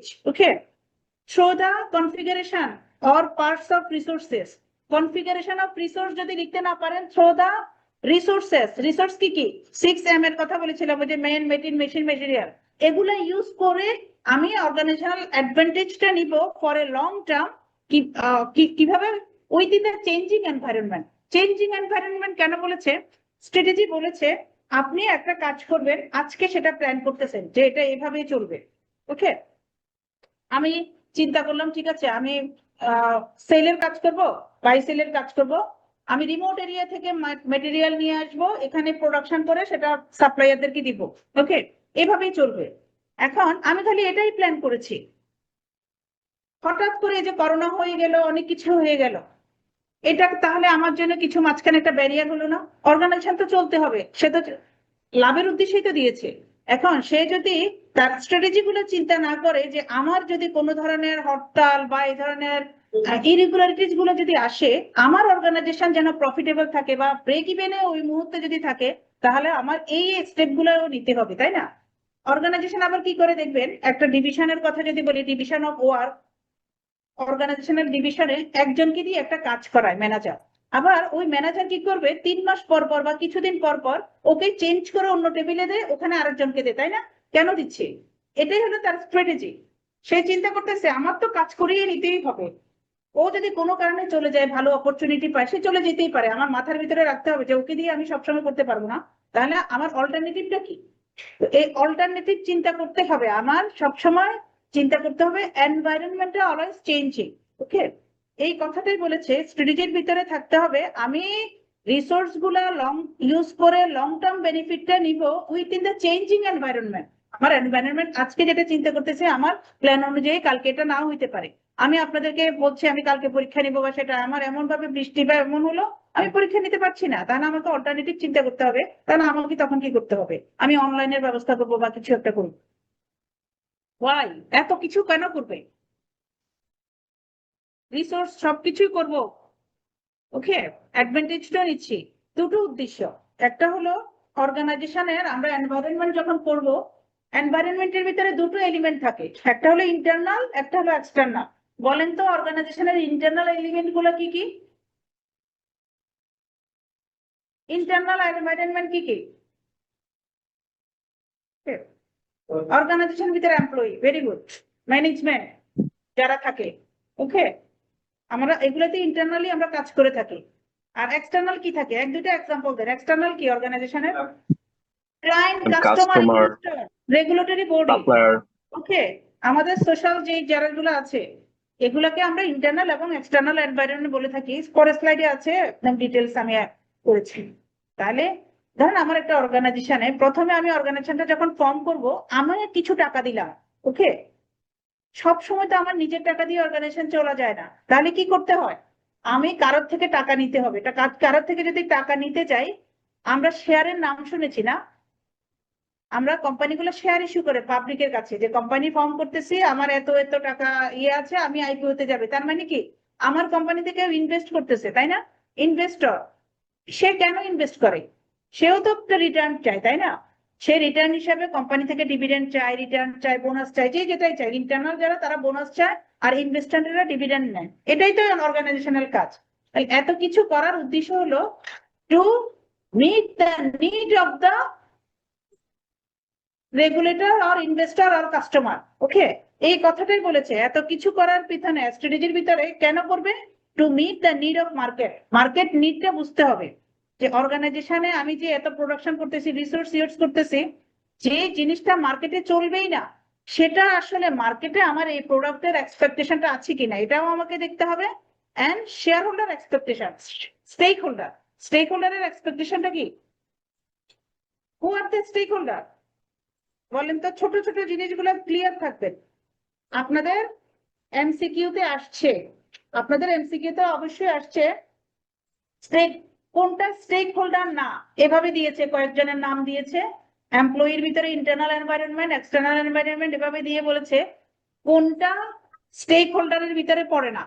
তাহলে স্টেক হোল্ডার কি আমাকে সেটা বুঝতে হবে। স্টেক হোল্ডার কারা?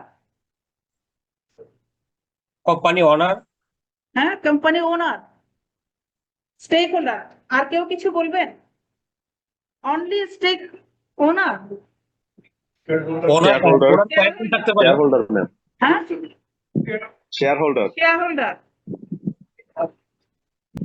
যারা মানে ইনভেস্টর, ইনভেস্টর, কেউ বলছে শেয়ার হোল্ডার, কেউ বলছে ওনার, আপনারা বলছেন এদেরকে স্টেক হোল্ডার। আমি এক কথাই বলবো, ম্যাডাম ক্লায়েন্ট, আপনাদের সাথে কোনো না কোনো ভাবে ইনফ্লুয়েন্স আছে, যে কোনো ভাবেই হোক, সেটা এমপ্লয়ি হোক, সেটা ওনার হোক, সেটা ডিরেক্টর, বা যেটাই ডিরেক্টরই তো ওনার অনেক ক্ষেত্রে, যেটা ইনভেস্টর হোক, রেগুলেটরি বোর্ডে হোক, সোশ্যাল, আমরা যারা কাস্টমার বা আমরা যারা অর্গানাইজেশনের থেকে কোনো কন্ট্রিবিউশন নিই, কোনো না কোনো ভাবে ইনফ্লুয়েন্স আছে। All are stakeholder. Okay, তাহলে আপনারা যারা বলেছেন ইনভেস্টর বা shareholder, they are the part of stake holder.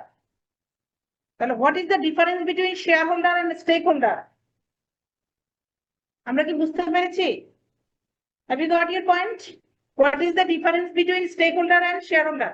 Stakeholder হলো broad sense, যাদের কোনো না কোনো ভাবে অর্গানাইজেশনে ইনফ্লুয়েন্স আছে, all are stakeholder। আর শেয়ার হোল্ডার হলো যারা শুধুমাত্র ওই কোম্পানিতে ইনভেস্ট করেছে, তারা যাদের শেয়ার আছে। তাহলে শেয়ার হোল্ডার একটা part, one of the components of stakeholder। ওকে, তাহলে এখানে কিন্তু শেয়ার হোল্ডারের এক্সপেকটেশন কথাটা লিখবেন না, লিখবেন স্টেক হোল্ডার এক্সপেকটেশন মিট করতে হবে অর্গানাইজেশনের। ক্লিয়ার? ওকে, ডেফিনেশন আছে স্ট্র্যাটেজির, আপনারা চাইলে পড়তে পারেন, আমার দেওয়ার আছে, আমি দিয়ে দিয়েছি। একটা কোশ্চেন আছে ম্যাম, হ্যাঁ একটা কোশ্চেন আছে। হ্যাঁ বলেন, আমি আপনাদের সাউন্ড রিমোট এরিয়া থেকে শোনা যাচ্ছে। ডিভিডেন্টের বিষয়ে ব্যাপারে একটু বলবেন, ডিভিডেন্টের ডেফিনেশনটা। ডিভিডেন্ড, জি, ওকে, ডিভিডেন্ড হলো রিটার্ন, সোজা কথা। ওই যে বললো শেয়ার হোল্ডারদের এক্সপেকটেশন মিট করাটাই হলো আসলে কি, two fulfil the expectation of shareholder is called dividend declared or paid, দুটোই। ডিভিডেন্ড কেন দেয়?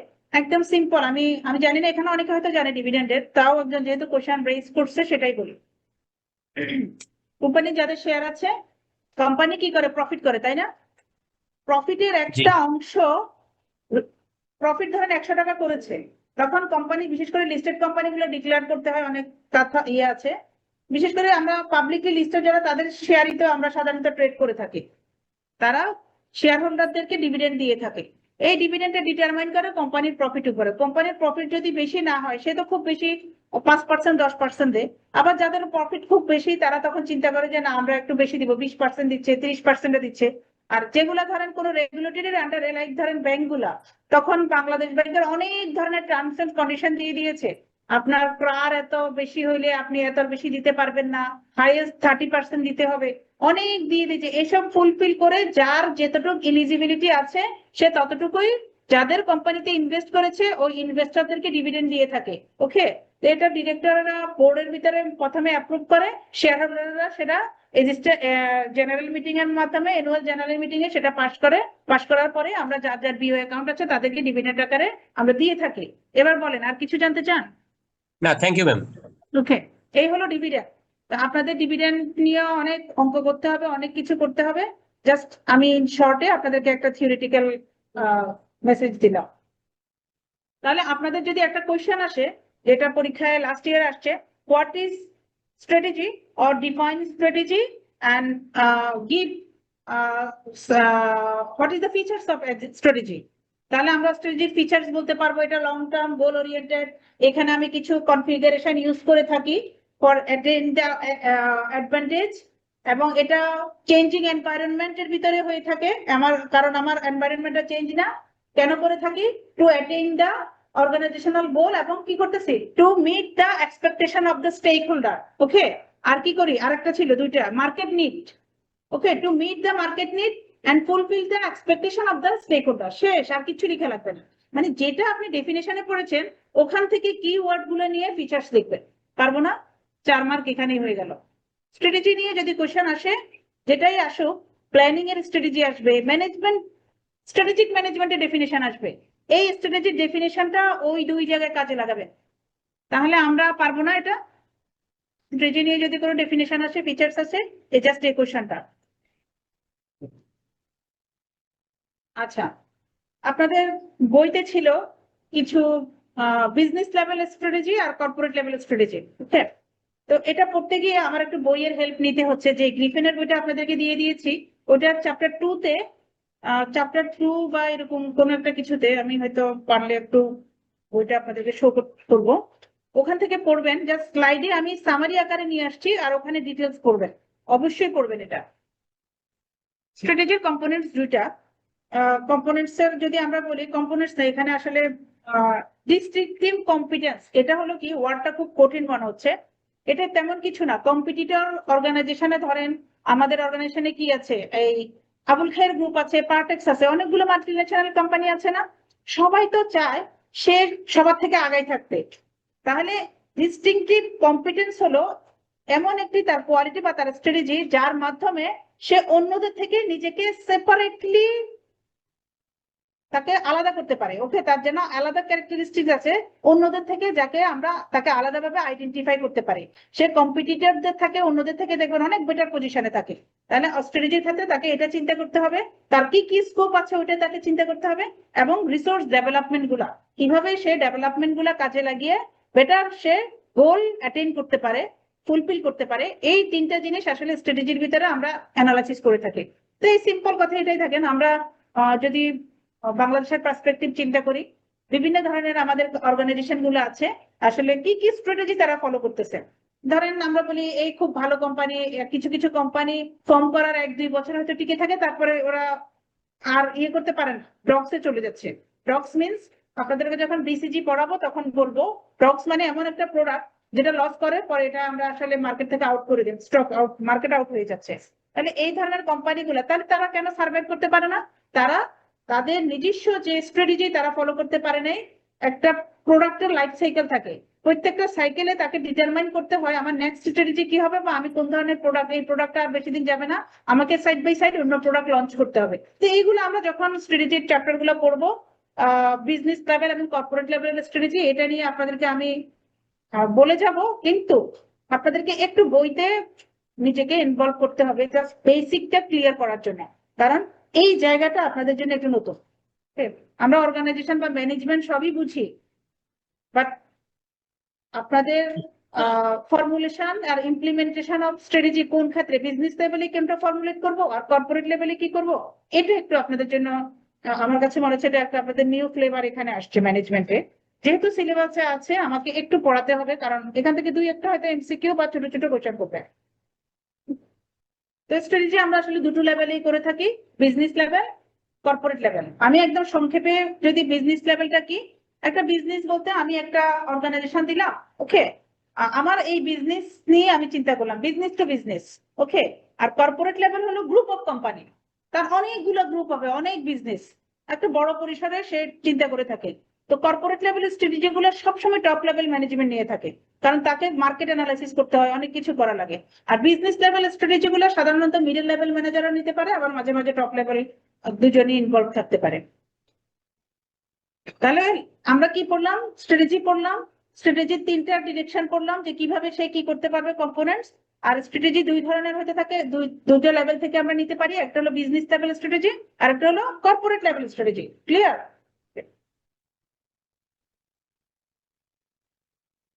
আপনাদের আরেকটা ক্লাস আছে তাই না 7:30-এ 7:45-এ আচ্ছা 45? আমি সরি 7:45-এ ম্যাডাম আচ্ছা ওকে সমস্যা নাই আমি আপাতত একটু ধারণা দিয়ে যাচ্ছি পরের দিন এসে আমি কিন্তু ওইটার বই থেকেই পড়াবো হ্যাঁ আমি আজকে আর স্লাইড থেকে বইতে যাচ্ছি না বইটার সাথে বাট স্লাইডটা একটু দেখা যায় পরে যেন আপনারা ওটা খুব দ্রুত ক্যাচ করতে পারেন এটা যেটা বলেছি দেখেন sorry business level strategy is the plan of organisation. একটা অর্গানাইজেশনাল প্ল্যান, কিন্তু তার বিজনেস নিয়ে সে করছে, তাই না? টু কন্ডাক্ট বিজনেস, তার বিজনেসটাকে কন্ডাক্ট করার জন্য ইন পার্টিকুলার ইন্ডাস্ট্রি। তার মানে ধরেন ড্যানিশের একটা কন্ডেন্সমেন্ট ছিল, তাই না? আবার স্টারশিপেরও ছিল, দুটো সেম নেচারের, বিজনেস টু বিজনেস। ওকে, তাহলে এই ধরনের স্ট্র্যাটেজি গুলো তাকে নিতে হয়। এটা হলো তার পার্টিকুলার ইন্ডাস্ট্রি নিয়ে। তার মানে পার্টিকুলার শব্দটা এখানে খুবই ইম্পর্টেন্ট একটা জিনিস আপনি ডিফাইন করার জন্য। সেম নেচারের, that means industry to industry, যে যেটা করছে আমাকে সেই বিজনেস নিয়ে চিন্তা করবো, not more than that. Okay, তাহলে এখানে আমার কি আছে, may choose one of the four business, আমার প্রসপেক্টর, ডিফেন্ডার কে, অ্যানালাইজার কে, রিয়েক্টর কে। তো এটা তো আমরা জানি, আমার প্রসপেক্টর কে আমি কিভাবে সেটা ভালো করতে পারি, আমার ডিফেন্ডার কে কি হইতে পারে, তারপরে আমার অ্যানালাইজার কে এবং রিয়েক্টর কে। এগুলো আমরা বিজনেস লেভেলে শুধুমাত্র আমার ওই স্পেসিফিক ডিস্টিংক্ট বিজনেস নিয়ে আমি চিন্তা করব। এই কারণে এটার নাম দিয়েছে বিজনেস লেভেল স্ট্র্যাটেজি। ওকে, আর কর্পোরেট লেভেল কিন্তু দেখেন একটু ওভারঅল আমরা ব্রড সেন্সে চিন্তা করি। Corporate level strategy is the plan of organization uses to manage its operation across the several industry, not only one, like Abul Khair Group. তার অনেক কিছু আছে না, দেখেন তার কনজিউমেবল প্রোডাক্টও আছে, আবার non consumable product like iron, steel, আরো কি কি জানি আছে না তাদের, রেউটিন, এগুলা। হ্যাঁ, আবার সে কিন্তু কনজিউমেবলও করতেছে। আবুল খায়েরের স্টারশিপ আছে, আবুল খায়েরের অনেক কিছু তো আছে প্রোডাক্ট, তাই না? ঠিক একইভাবে যদি আমরা ইয়েতে যাই, পার্টেক্সেরও যাই, সেম ইন্ডাস্ট্রি, তাহলে রিলেটেড এবং আনরিলেটেড অনেক কিছু আছে। এতে নাটশেল আমরা বলতে পারি কর্পোরেট লেভেল স্ট্র্যাটেজি এটা কি করতেছে, ক্রস দ্য সেভারাল ইন্ডাস্ট্রির সাথে, ইন্ডাস্ট্রি টু ইন্ডাস্ট্রি তারা কম্পিটিটর করে, যে ওই গ্রুপ ভালো করতেছে, সে কোন কোন গ্রুপে ভালো করতেছে, তাহলে আমার যেই প্রোডাক্টটা ভালো যাচ্ছে না, এখানে কি করে আমরা যখন বিসিজি ম্যাট্রিক্সটা পড়াবো, দেখবেন একটা কোম্পানি কি করে, কিভাবে সে ভালো করে, সে তার যে গ্রুপ অফ কোম্পানি আছে এটাকে সে আলাদা করে, যে কোনটা স্টার প্রোডাক্ট, কোনটা ডগস, কোনটা ক্যাশ কাউ, কোনটা কোশ্চেন মার্ক, এভাবে সে তার বিজনেসটাকে আইডেন্টিফাই করে। তারপরে দেখে কোনটা থেকে খুব ভালো ক্যাশ ফ্লো আসতেছে, কোনটাতে তার মার্কেট শেয়ার বেশি, এভাবে সে অ্যানালাইসিস করে। এভাবে কিন্তু সে এই যে বড় বড় কোম্পানিগুলো টিকে আছে, সে কিন্তু এই কর্পোরেট লেভেলের স্ট্র্যাটেজি গুলো করে। ওকে, একটা সময় ছিল সে বিজনেস লেভেলে, for example Abul Khayer group, সে কিন্তু আবুল বিড়ি দিয়ে কিন্তু আজকে এত বড়, শুধু বিড়ি সেল করতো সে, আবুল বিড়ি। আজকে দেখেন তার কি নাই, সে কয়লা থেকে শুরু করে, চিনি থেকে শুরু করে, ওকে, সবই তো সে করতেছে, ফুড, বেভারেজ, স্টিল, আয়রন, তারপরে ইয়েটা রড থেকে শুরু করে সব স্টিল সবই করতেছে। তো প্রথমে যেটা করবো স্পেসিফিক, যদি যখন আপনারা লিখবেন এটা বিজনেস লেভেল, যখন ইন্ডাস্ট্রি নিয়ে অ্যানালাইসিস করে এটাকে কি বলবো, corporate level strategy. So MCQ যদি আসে, খেয়াল করবেন সে কি বিজনেস নিয়ে কোশ্চেন করছে না গ্রুপ নিয়ে, ইন্ডাস্ট্রি নিয়ে করছে, তখন ওইভাবে পরীক্ষায় আনসার করবেন, লিখতে গেলে ওইভাবে করবেন। আমার কথা বারবারই একটা, কনসেপ্ট নিয়ে পরীক্ষা হলে যাবেন। ওকে, কনসেপ্ট নিয়ে পরীক্ষা হলে যাবেন, কনসেপ্ট নিয়ে লিখবেন, আদারওয়াইজ বেশি পড়া মানে বেশি পড়তে হবে আপনাদেরকে। ওকে, আমি যেটা বলেছিলাম, আমি যখন স্ট্র্যাটেজি ফর্মুলেশন করব, আপনাদের সিলেবাসে আসছে ফর্মুলেশন অফ স্ট্র্যাটেজি, তাহলে ফর্মুলেশন অফ স্ট্র্যাটেজির কয়টা স্টেজ থাকে, স্টেজ কয়টা, স্ট্র্যাটেজি ফর্মুলেশন আর ইমপ্লিমেন্টেশন। ফর্মুলেশনের স্ট্র্যাটেজি, আমি যে স্ট্র্যাটেজি ফর্মুলেট করবো আমাকে কি কি জিনিস থিঙ্ক করতে হবে, আমাকে কর্পোরেশনের ভিশন, মিশন, এগুলাকে সবকিছুতে আগে আমার ভিশন মিশন চেঞ্জ করতে হবে, এটা একটা common sense. External environment appraisal করতে হবে, আমি বলে দিয়েছি এক্সটার্নাল এনভায়রনমেন্টের ভিতরে কি কি থাকে, আমার লাস্ট অ্যানালাইসিসের ভিতরে ছিল। ইন্টারনাল এনভায়রনমেন্টের অ্যাপ্রাইজালটা করতে হবে। ওকে, এটাকে বলি আমরা একই কথায় পারফরম্যান্স অ্যাপ্রাইজাল। ওকে, গ্যাপ অ্যানালাইসিস করতে হবে আমাকে, এখানে গ্যাপ অ্যানালাইসিস করতে গিয়ে আমি এখানে অনেক কিছু অ্যানালাইসিস করবো, ঠিক আছে, ভেরিয়েশনটাকে আমাকে কনসিডারেশনে রাখতে হবে। স্ট্র্যাটেজি গুলো সার্চ করতে হবে যে আমি কোনটাতে যাব, আমি কস্ট লিডারশিপে যাব নাকি প্রোডাক্ট ডিফারেন্সিয়েশনে যাব নাকি নিশ মার্কেটিং এ যাব। তো এগুলো কি আমি জাস্ট পরের ক্লাসে আপনাদের এগুলো নিয়ে অ্যানালাইসিস করব। লাস্ট ওয়ান ছিল কি আপনাদের সিলেবাসে লিখেছিল এই ওয়ার্ডটা না, গত ক্লাসে বলেছিলাম SWOT, SWOT analysis, strength, weakness, opportunity and threat. Okay, এই চারটাকে আমরা এক্সপ্লেইন করে দেখবো আসলে কোনটাকে আমরা মিনিমাইজ করব, কোনটাকে নিউট্রালাইজ করব, কোনটাকে আমরা অপরচুনিটিটা কাজে লাগাবো, স্ট্রেংথটাকে কিভাবে আমরা ইউটিলাইজ করবো। তাহলে পরের ক্লাসে আমরা এখান থেকে যতটুকু পারি কাবার দেবো। ওকে, শেষ করার আগে যতক্ষণ পর্যন্ত ক্লাস করিয়েছি, শর্ট অ্যানালাইসিস যেহেতু আমার আজকে লাস্ট একটা ওয়ার্ড ছিল, আপনাদেরকে আমার রিকোয়েস্ট সেটা অনলাইন এবং অফলাইন, হ্যাঁ, এটাতে অর্গানাইজেশনের শর্ট অ্যানালাইসিস করবো যে অর্গানাইজেশনের স্ট্রেংথ কেমন, উইকনেস কেমন, অপরচুনিটি কেমন, থ্রেট কেমন। আমরা আজকে থেকে যেহেতু ওয়ার্ডটা যারা আগে জানি বা যারা আগে করি না, যেটা আমি সব সময় করি, হ্যাঁ, এটা আমি অনেক আগ থেকে করতাম, এই ওয়ার্ডটার সাথে পরিচিত, পরে দেখলাম এটাকে বলে শর্ট অ্যানালাইসিস। আপনি নিজে চিন্তা করে দেখেন এই চারটার ভিতরে কোন জায়গাটাতে আপনার স্ট্রেংথ বেশি, কোন জায়গায় আপনার উইকনেসটা আছে, কি কি অপরচুনিটি আপনার আছে এবং থ্রেট কি কি আপনার। ঠিক আছে, সব সময় অ্যানালাইসিস করে দেখবেন। আপনার যদি মনে করেন যে এই সাবজেক্ট বা এই জায়গাটাতে আমার উইকনেস বেশি, ওকে, এটাকে রিমুভ করার চেষ্টা করেন। কি করবেন সেটাকে রিমুভ, আমার কোনো উইকনেস নাই, যেটা শেষ করবেন আরেকটা নতুন করে আসতেই পারে, হ্যাঁ, তখন ওই উইকনেসটা আবার চিন্তা করবেন আমার থ্রেট কি, যে আমি কত সংগ্রাম বা কত প্রবলেমের ভিতরে এখানে ক্লাস করতে আসছি, আইসিএমএল তে ভর্তি হয়েছি, অনেকেই আছেন এখানে, অনেক সমস্যার ভিতরে, না আমি ভর্তি হইতেই হবে, আমাকে এই ডিগ্রিটা নিতেই হবে, তাই না? তার মানে কি আপনি অনেক চ্যালেঞ্জ নিয়ে এখানে আসছেন, আপনার অনেক থ্রেট আছে এখানে। আরেকটা থ্রেট কিছুদিন পরে পাবেন, যখন 2-3টা লেভেল পাস করবেন, after 3 or 5 years syllabus change হয়ে যাবে। তাহলে আপনার মাথায় রাখতে হবে syllabus change, this is your threat. তাহলে আমি যে পড়াটা পড়ছি এটা কাজে লাগাই দ্রুত আমাকে পাস করতে হবে। আমি এই থ্রেটের মুখোমুখি হব না, কারণ থ্রেট আসবেই, এটাকে আপনি কখনোই রিমুভ করতে পারবেন না, বাট এটাকে মিনিমাইজ করতে পারবেন, একটা লেভেলে রাখতে পারবেন, এটা কখনোই এটা জিরোতে আসবে না। তো আমার কথা হলো আমরা আমাদের শর্ট অ্যানালাইসিস করবো যে আমার স্ট্রেংথটাকে আমি কাজে লাগাইতে হবে, যে অপরচুনিটি গুলো পাচ্ছি সেগুলো আমি ইউটিলাইজ করব। এই ম্যাডাম 15টা ক্লাস নেবে, আমার অপরচুনিটি 15টার ভিতরে, হ্যাঁ, আপনারা আমাকে ফোন করবেন, আমি তখন বলবো আমি মিটিং এ আছি, আমি বাসায় আছি, ফোন ধরতে পারবো না। ওই যে বললাম স্লাইডটা দিতে দিতে আমার কিন্তু কালকে রাত পর্যন্ত হলো। তাহলে আপনাদের এই অপরচুনিটি গুলো কাজে লাগাবেন, যে যত ক্লাস নিচ্ছে আপনি টুকে টুকে নেন, যে আমি টিচারদের থেকে এগুলো এগুলো এগুলো এগুলো এই সুযোগগুলো আমি ইয়ে করবো, আমার সিনিয়র ভাইরা কারা আছে তাদের থেকে কি হেল্প নিতে পারি, ঠিক আছে, কি উইকনেস আছে শেয়ার করব। আপনি যদি শেয়ার না করেন, আপনারা যদি চুপচাপ বসে থাকেন, কোশ্চেন যদি না করেন, আমি আপনাদেরকে কিভাবে নিজে থেকে বলবো যে আপনার এই জায়গাটাতে উইকনেস, কোশ্চেন করবো। ভুল হোক, 10 জন হাসবে, হাসলে এটা তাদের ফল্ট, আপনার না। আপনি কোশ্চেন করবেন যে আমি এই জায়গাটা বুঝি নাই, আপনি ম্যাডাম এই ওয়ার্ডটা যে বলছেন আমি আসলে বুঝি নাই। আমি চেষ্টা করি সবগুলাকে এক্সপ্লেন করতে, কারণ এখানে বিভিন্ন ক্যাটাগরির স্টুডেন্ট আমার সামনে আছেন, সবাই যেন এটা রিচ করতে পারেন ওয়ার্ড গুলা, যে আসলে এটাকে আমি অল্টারনেটিভ এভাবে লিখলে হবে কিনা। কিন্তু আপনাদের উইকনেস যদি আপনারাই না বলেন, লাইক একজনে আমাকে ডিভিডেন্ড নিয়ে কোশ্চেন করছে, আমি তাকে থ্যাঙ্কস জানাচ্ছি স্পেশাল, কারণ উনি ডিভিডেন্ড নিয়ে কোশ্চেন করায় অনেকেই হয়তো ডিভিডেন্ডটা কিভাবে হচ্ছে, প্রসিডিউরটা কি, কিভাবে শেয়ার হোল্ডারদের কাছে যাচ্ছে সেটা। তো উনি যদি কোশ্চেনটা না করতো আমি কি বলতাম এটা? আমি কিন্তু আগেই যেতাম। তো প্রশ্ন করবেন। আমি জাস্ট শেষ করার আগে এটাই বলছি, 15-1.5 ঘন্টা আপনারা এখানে খুব কষ্ট করে বসেন।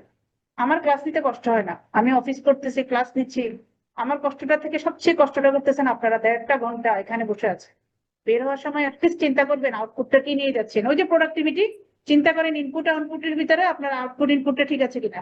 ওকে, দেখা হবে নেক্সট ক্লাসে আবার। টিল দেন, আল্লাহ হাফেজ। অ্যাটেন্ডেন্স খাতাটা কার কাছে আমাকে দেন,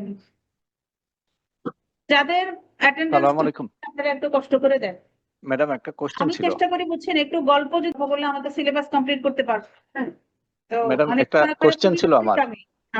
ইয়া ম্যাডাম, আমি একটা জিনিস জানতে চাচ্ছি, আমাদের অ্যাটেন্ডেন্স ইস্যুটা কেমন হবে? আমরা তো অনলাইনে, আমাদের কোনো আচ্ছা, আমাদের অনলাইনে জানিয়ে আছেন, উনি একটু ইয়ে করেন, একজন অফলাইনের কোশ্চেন করেছে, সরি আবার রিপিট।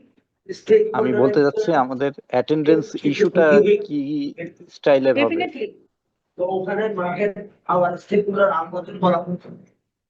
স্টেক হোল্ডারের ভিতরে মার্কেট কোনটা করতে চাচ্ছে, আমার ওই যে স্ট্র্যাটেজি ডেফিনেশনের ভিতরে যেটা, okay fine, I got your question. ওখানে দুটো ওয়ার্ড বলেছে, একটা বলেছে টু নিড দ্য মার্কেট, মার্কেটের নিড বুঝতে হবে। মার্কেটের ভিতরে কারা থাকে? কাস্টমার থাকে না? কাস্টমারই তো আমার প্রোডাক্ট গুলা কিনবে। আবার আমি যে প্রোডাক্টটা সেল করব কার থেকে কিনবো? সাপ্লাইয়ার থেকে কিনবো না, যে আমাকে মেটেরিয়াল সাপ্লাই দিবে। তাহলে সাপ্লাইয়ারও তো আমার স্টেক হোল্ডার, দুটো জিনিস। আবার কি হচ্ছে, যারা ইনভেস্টর তারাও স্টেক হোল্ডার, তারা কি চাচ্ছে? ডিভিডেন্ড। তাহলে তাদের নিডটা হলো কি? ডিভিডেন্ড দেওয়া, সাপ্লায়ারদেরকে টাইমলি আমি টাকাটা পেমেন্ট করতে হবে, তাদের নিড যে তারা আমার কাছে মেটেরিয়াল দিচ্ছে, আমি তাদেরকে টাকাটা পে করব। কাস্টমার আমাকে টাকা দিচ্ছে, তাদেরকে আমি মাল যেন টাইমলি দিতে পারি, কারণ সেও কিন্তু দেখেন সাপ্লাই চেনের বিজনেস করে, ওই মালটা নিয়ে টাইমলি আরেকজনকে দিতে হবে। তাহলে সবকিছু কিন্তু একটা অর্গানাইজেশনকে চিন্তা করতে হবে। সে যদি চিন্তা করে আমার যখন ইচ্ছা প্রোডাকশনে করব, চাইলে মার্কেটে বিক্রি করবো, নো, তাহলে এটা অর্গানাইজেশনের বলতে যে আপনার স্ট্র্যাটেজি পড়ে না। আপনাকে সব চিন্তা করতে হবে, ইন্টারনাল এক্সটার্নাল সবকিছু আপনাকে চিন্তা করতে হবে। ক্লিয়ার? ওকে।